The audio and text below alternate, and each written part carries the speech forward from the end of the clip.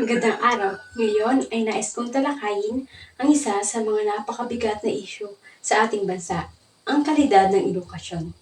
Marami ang nagsasabi na ang edukasyon ang susi sa tagumpay. Ngunit, papaano makakamit ang tagumpay kung mababa ang kalidad ng edukasyon ang naibibigay sa mga mag-aaral? Maraming hamon ang kinakaharap ng ating bansa sa ngayon.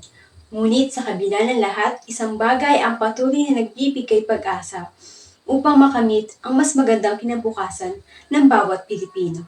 At ito ay ang edukasyon.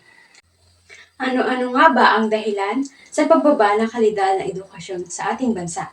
Isang dahilan nito ay ang kulang na pondo mula sa pamahalaan. Kung mayroon lamang sana na sapat na budget ang naibibigay para sa edukasyon, ay nakakasigurado ako na mas maayos ang kalidad ng edukasyon sa ating bansa.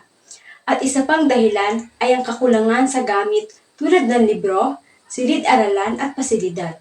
Dahil dito, nalilimitahan ang kalidad ng edukasyon at ito ay nagiging hadlang sa pag-aaral ng mga estudyante.